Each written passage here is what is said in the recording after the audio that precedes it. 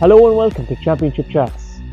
In this video, we will take a look back on the Nire's eventual win over Gaultier last Saturday. Does he foul the ball? Referee says play away.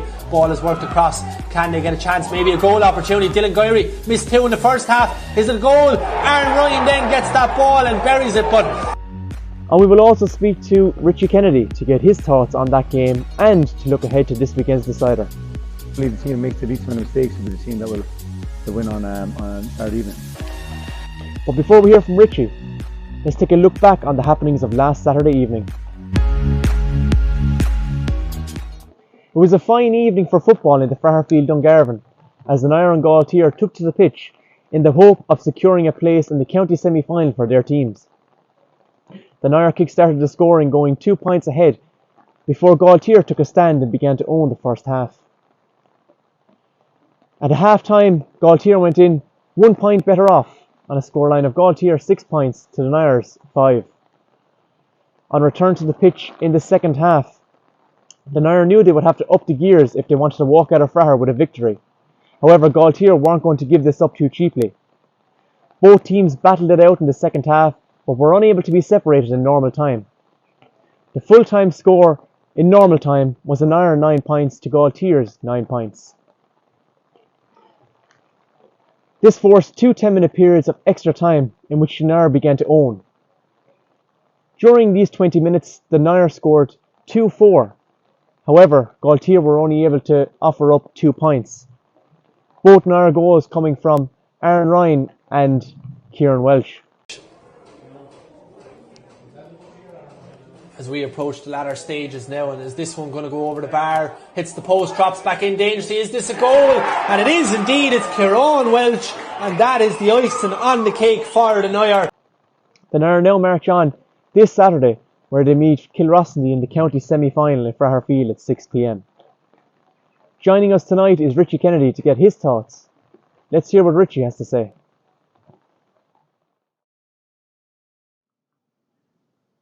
So we're here tonight with Richie Kennedy, also known as Fitness Freak, for the highly anticipated interview. I expect our viewership to go through the roof tonight for this video. It's taking long enough, Cody. Anyway, Richie, just to get into it, firstly, congratulations on the win last weekend. It was a win that the Nire really had to fight for, and Gaultier weren't going to give it away cheaply. Yeah, it was. We were in the 60 minutes. I thought we were probably quite sloppy compared to our usual standards. But luckily enough, in the first half extra time, we kind of kicked on. We kind of created a lead. And we kind of got into our own stride then in extra time. And obviously, fitness was a huge part of that. Getting onto that there now, actually. But the game overall, it took over 80 minutes to get the desired result, and that's 80 minutes of intense physical strain on the body. But when the Nire would have been, I suppose, at their most tired in extra time, that's when they played their best football, as you said. But that must say a lot about their fitness levels to be able to maintain that for 80 minutes.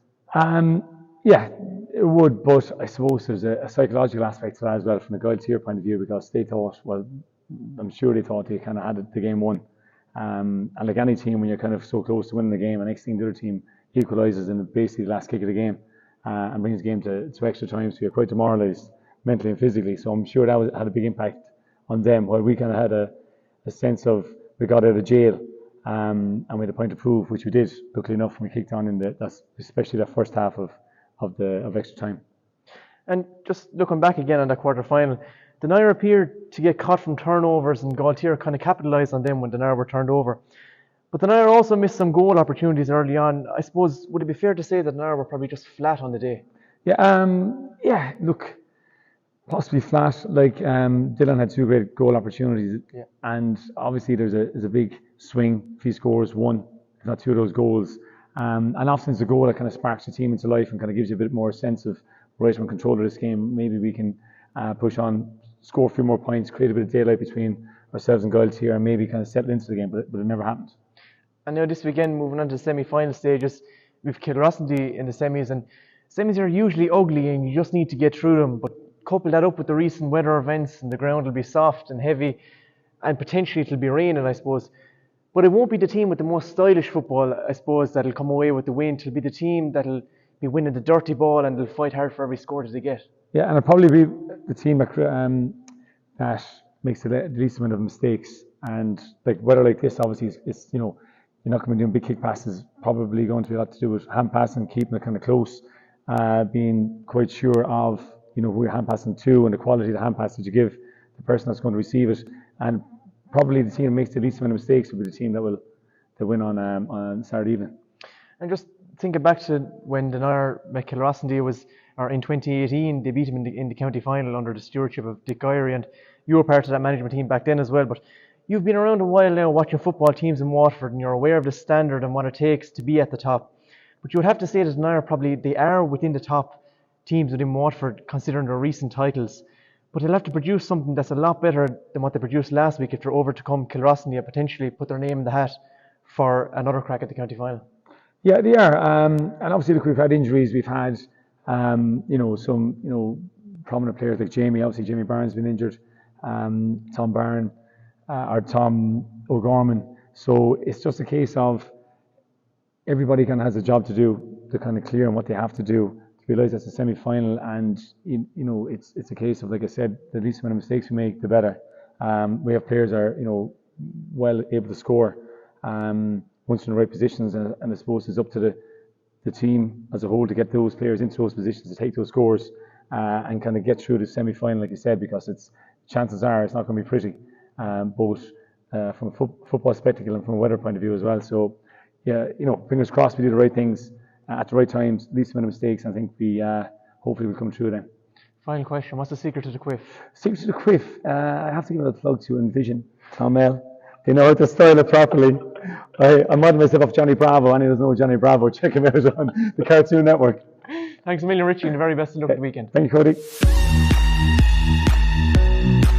And that's a wrap for tonight. A huge thank you to the Freak, aka Richie Kennedy, for joining us tonight. And if you want to keep up to date with the live scores on Saturday's match, tune into our Twitter page at the Nire 4 Mile from 6 p.m. But all that's left to say is the very best of luck to the Nire, and thank you for watching.